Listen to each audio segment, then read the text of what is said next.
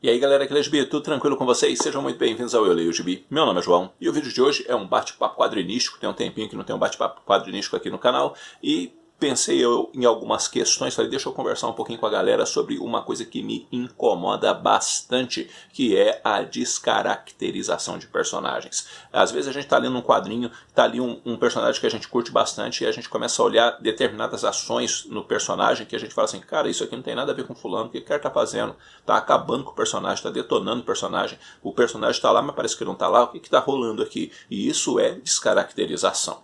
E isso é um assunto que é recorrente, né? Vira e mexe a gente está conversando num vídeo de resenha e toca no assunto, às vezes o pessoal nos comentários também toca no assunto. Por quê? Porque é uma coisa que, via de regra, acontece, vez ou outra tem acontecido, e dependendo da época, acontece muitas vezes, onde muitas vezes os roteiristas parecem não muito preocupados em estudar o personagem que ele está escrevendo e pura e simplesmente escrever o personagem do jeito que ele bem entende e não observar as atribuições do personagem. E isso é um negócio muito chato. Por quê? Porque os personagens têm voz. E quando eu falo que os personagens têm voz, eu quero dizer que os personagens têm um jeito de ser. E esse jeito de ser é importante para que o personagem tenha o seu lugar dentro da história, tenha o seu papel dentro da história, e não só dentro da história, dentro do próprio universo Marvel ou do próprio universo DC, ou seja também da Valiant ou qualquer outra editora que tenha um universo compartilhado. E se não tem um universo compartilhado e aquele personagem é trabalhado por vários autores e determinados autores começam a deturpar ou mexer em certas coisas que não se deve mexer porque faz parte da essência do personagem, ele começa a descaracterizar aquele personagem, e esse negócio é um negócio muito chato quando acontece, porque é também um jeito de não respeitar o personagem e nem respeitar o leitor. E isso me incomoda por causa disso, né? Nós sabemos que os personagens têm suas características físicas, elas são importantes até por quanto de todos os elementos que cercam a própria história de quem é aquele personagem. Então, quando ele é construído, por óbvio, ele vai ser pensado nas atribuições físicas desse personagem, mas também ele não é construído apenas dentro do elemento físico. O personagem também é construído dentro da sua personalidade, dos valores que ele tem, daquilo que ele representa, daquilo que ele é para dentro daquela história ou para dentro daquele universo especificamente. Nós, quando nos encantamos com os personagens, é porque de alguma maneira há coisas naquele personagem que faz com que a gente aprecie o personagem, mesmo que a gente reprove tudo que aquele personagem faz. Às vezes você fala assim, cara, eu sou fãzão do Coringa, mas eu não compactuo com o Coringa, mas o Coringa é muito bacana por causa disso, por causa daquilo, por causa daquele outro, por causa daquele outro. Então isso é muito bacana, isso é muito legal. Por exemplo, tem uma história do Batman que o Coringa tá lá numa igreja e matou os noivos, aquele rolo todo, e o Batman vai lá e fica lá do lado do Coringa e não faz nada, cara. É um negócio que eu não entendo aquilo ali, sabe? Ou seja, é uma postura que não cabe ao Batman. Isso chama descaracterização, né, que é bem ali perto de quando ele vai se casar. Então isso é descaracterização. Descaracterização é quando você pega, por exemplo, um Victor Von Doom, que é todo altivo, que é todo prepotente, que é arrogante, que é egocêntrico até onde dá, e tem um jeito de ser que ele cabe, né, porque ele se entende como a melhor pessoa do mundo, ou como a pessoa essencial para o mundo, que sem ele o mundo não funciona. E ele também é um lorde, ele tem um nível de inteligência altíssimo, ele tem um vocabulário rebuscado, ele tem um jeito de ser elegante. E o que acaba acontecendo? Quando você pega um roteirista e ele coloca palavrão na boca do Victor Von Doom, ele está descaracterizando o Victor Von Doom.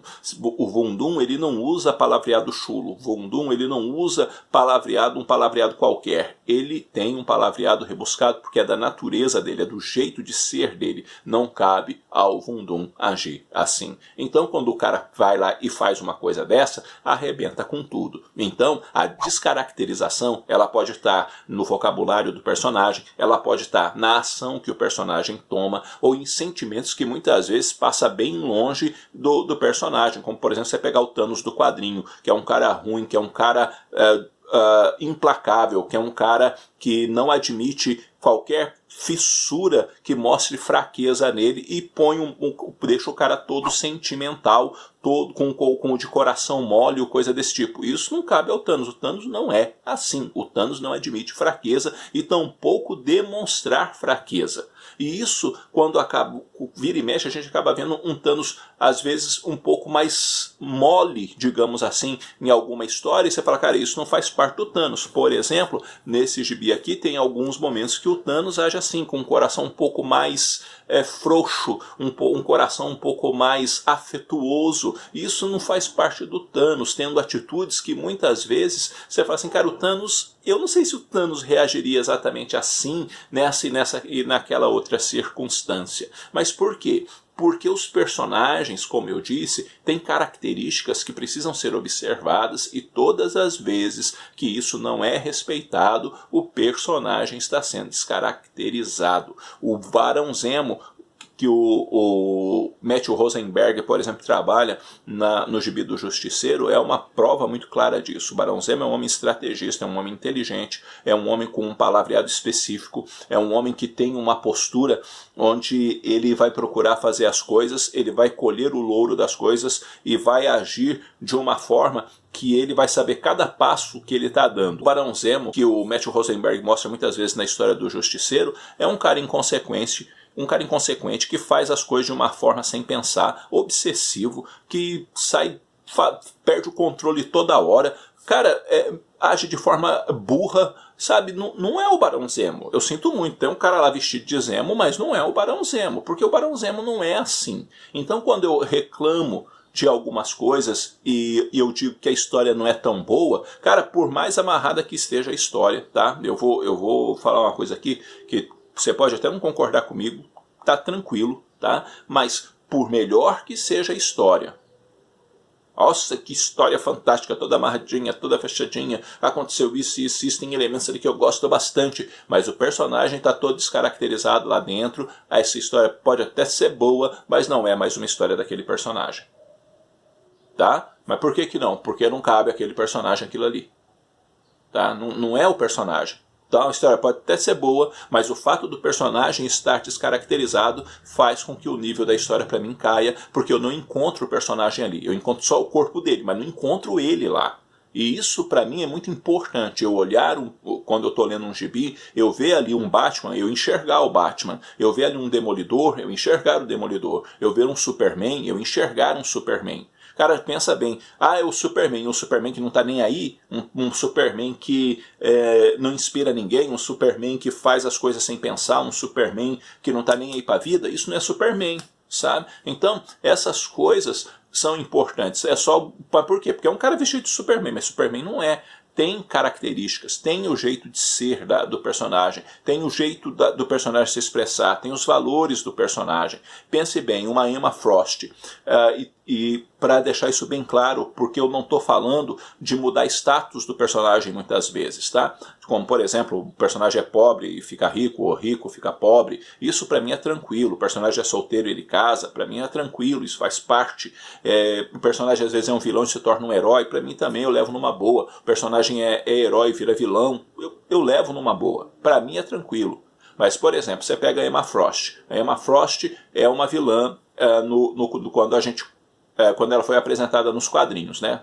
E é uma pessoa que tem características muito claras. Ela é arrogante, ela é perigosa, ela é presunçosa, ela é uma mulher muito assim firme naquilo que ela quer, é uma mulher que sabe o que quer, é uma mulher decidida e tem um jeito de falar que é ácido, um jeito de falar cheio de segundas intenções e coisas desse tipo. Mesmo que ela vire uma X-Men, isso não some da Emma Frost. Mas por que não some? Não some porque ela continua com um palavreado ácido, ela continua com um palavreado cheio de segunda intenções, ela continua altiva, ela continua com o nariz em pé, ela continua se achando. Ela é a Emma Frost. Tá? Ela é uma Emma Frost ainda. Ela pode ter mudado algumas coisas porque agora é uma X-Men, mas aquilo que é lá do fundão do coração dela, o jeitão de ser da Emma Frost, continua lá e precisa continuar lá, que isso que faz ela ser legal. A individualidade dela. Quando você tira essa individualidade do personagem, você está descaracterizando ele, e isso quebra a gente no meio quando a gente está lendo um gibi. É isso. É isso. Por isso que eu não gosto de ver personagens que eu curto descaracterizados, porque não tem nada a ver com a situação.